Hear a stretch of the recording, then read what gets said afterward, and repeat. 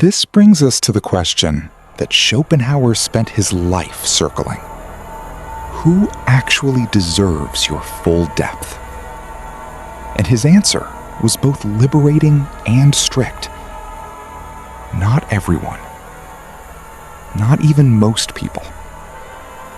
He wrote about what he called intellectual companionship, the rare, almost miraculous occurrence of two minds that can actually meet each other fully. Not agree on everything, not mirror each other, but genuinely meet, genuinely challenge, genuinely receive. And he said, these people exist. They are rare. They are worth finding. They are worth waiting for. But, and this is crucial, you will Now, solitude. Schopenhauer's most misunderstood idea. When people hear that Schopenhauer valued solitude, they imagine a bitter, isolated man who gave up on humanity. This is wrong. Schopenhauer valued solitude the way a musician values practice rooms. Not as the destination, but as the place where you become capable of the destination. He wrote, "A man can be himself only so long as he is alone. If he does not love solitude, he will not love freedom." Think about what that means. In solitude, you hear yourself think. In solitude, you discover what you actually believe, separate from what others need you to believe. In solitude, you remember who you are underneath the performance. And the person who knows themselves that deeply cannot be rattled by a world that doesn't understand them. Here is something beautiful that Schopenhauer observed about brilliant people who have done this work. They can be in a crowd and feel completely at peace.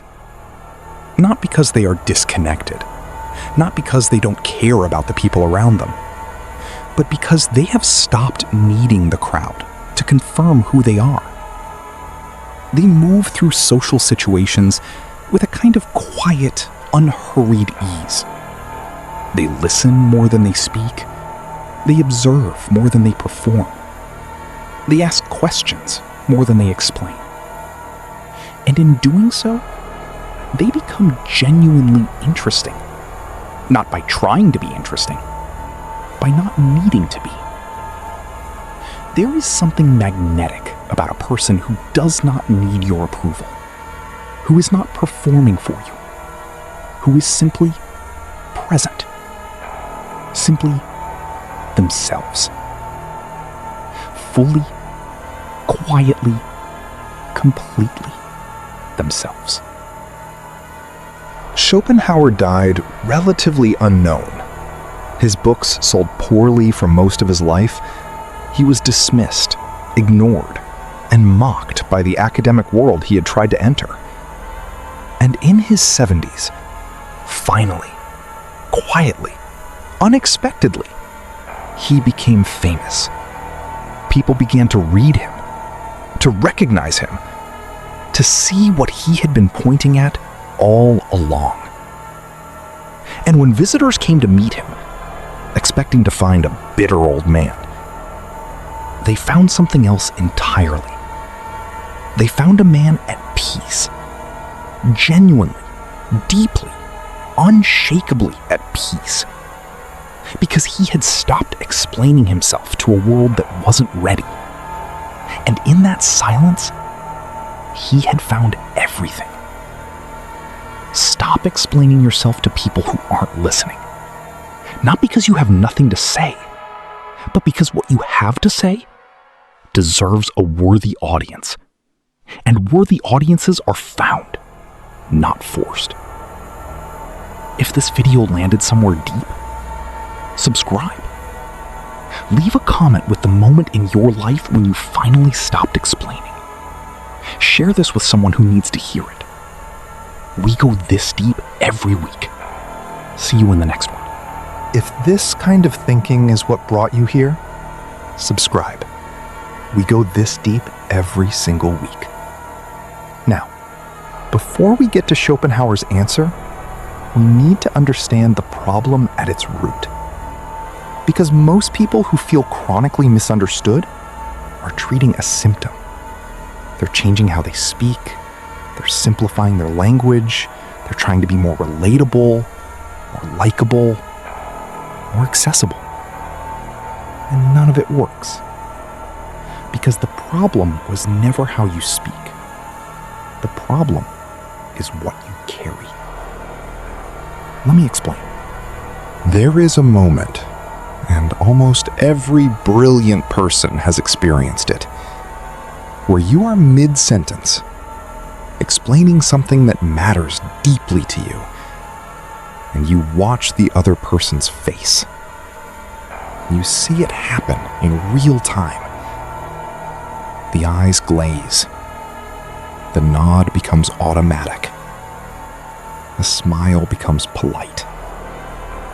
And you stop talking. Not because you ran out of words, but because you finally understood. Nobody here is actually listening. Schopenhauer called this the deepest wound a brilliant mind can carry. Not rejection, not failure. The silence of being surrounded by people who cannot receive what you are offering. And today, we talk about why brilliant people eventually stop explaining themselves.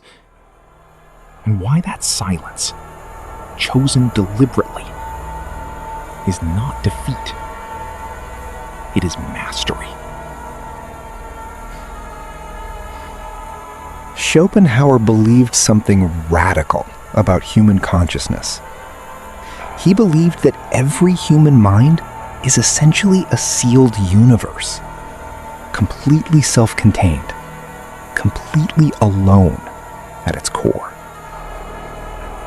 Think about what that means. When you have a thought, a real thought, a layered, complex, original thought, you cannot transfer it to another person. You can only offer them a compressed version, a shadow of the original. And what they receive, they then filter through their own sealed universe, their own history, their own assumptions, their own fears. So by the time your idea arrives in someone else's mind, it is barely recognizable. This is not a failure of language. This is not a failure of intelligence. This is the fundamental architecture of human consciousness. And once you understand this, truly understand it, something shifts. Here is where it gets specific to brilliant people. The wider the gap between your inner world and the average inner world around you, the more this problem hurts. A person of average curiosity moves through most conversations without feeling this gap.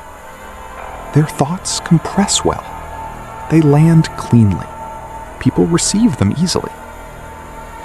But a person of deep curiosity, someone whose inner world is vastly more complex, layered, and interconnected, that person compresses constantly. Every conversation is a translation. Every explanation is a reduction. And the reduction always loses something essential. Schopenhauer described this as the price of consciousness. The more refined your perception, the more you feel the friction between what you think and what you can share. The more you see, the more alone that seeing makes you feel. Schopenhauer noticed that brilliant people tend to move through three distinct stages in how they deal with this problem. Stage 1, eagerness. This is the early stage. The person is full of ideas, full of questions, full of the urgent need to share. They talk a lot. They explain enthusiastically. They genuinely believe that if they just find the right words, the other person will get it. They are almost always disappointed. Stage 2. Frustration. After enough disappointments, the eagerness curdles. They start to feel resentful, angry at the people around them, convinced that everyone is shallow, that nobody cares, that the world is full of people who are willfully, stubbornly, frustratingly limited. This stage is dangerous. It is where bitterness lives. Stage 3. Clarity. This is the stage most brilliant people never fully reach. The stage Schopenhauer spent his life pointing toward. Let's get specific. Because Schopenhauer was not a vague philosopher. He was precise, clinical, almost surgical. He identified exactly what brilliant people need to stop doing to reclaim their peace.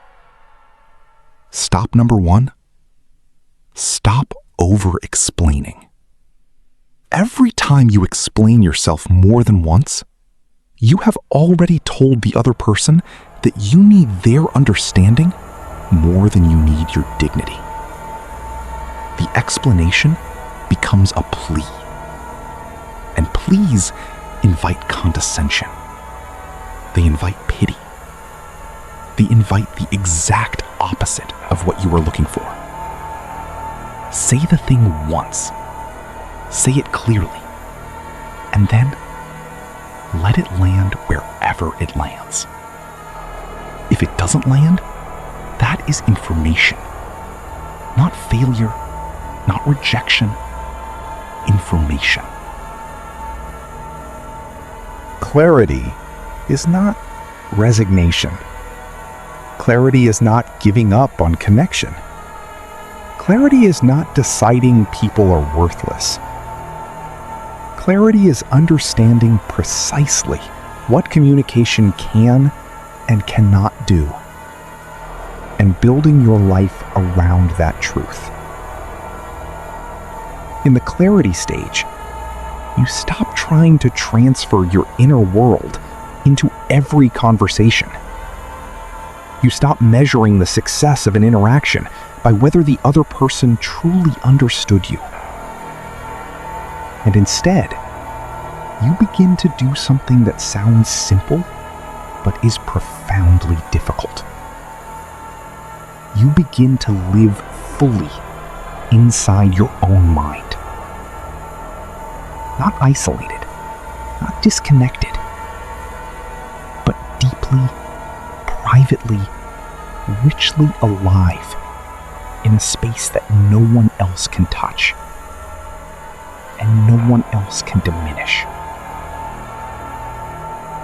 Schopenhauer wrote about this as the highest form of human freedom. The more a man finds his sources of pleasure in himself, the happier he will be. Stop number 2. Stop performing smallness. This one is subtle, and it is one of the most damaging things a brilliant person can do to themselves. Performing smallness is when you actively hide your intelligence to make others comfortable. You pretend not to know things. You make yourself seem more uncertain than you are. You laugh off your own ideas before others can dismiss them. And here is the brutal truth Schopenhauer would tell you. This strategy never produces the connection you are hoping for. Because the version of you that people accept when you perform smallness is not you. It is a costume. And any connection built on a costume is a connection with the costume, not with you. You end up more alone than before, surrounded by people who like someone who doesn't exist. Now we arrive at the most important idea in this entire conversation. Chosen silence. There are two kinds of silence. There is the silence of someone who has nothing to say, and then there here is the silence of someone who has so much to say that they have learned to be extremely selective about when and to whom they say it. Schopenhauer practiced the second kind. He was famously quiet in social settings, not because he lacked opinions. He had opinions about everything, but because he had learned something most people never learn: that speaking into a space that cannot receive you is not communication. It is noise. And brilliant people do not make noise. They wait for the right space, the right person, the right moment. And in the meantime, they are not empty. They are full, profoundly, privately, richly full.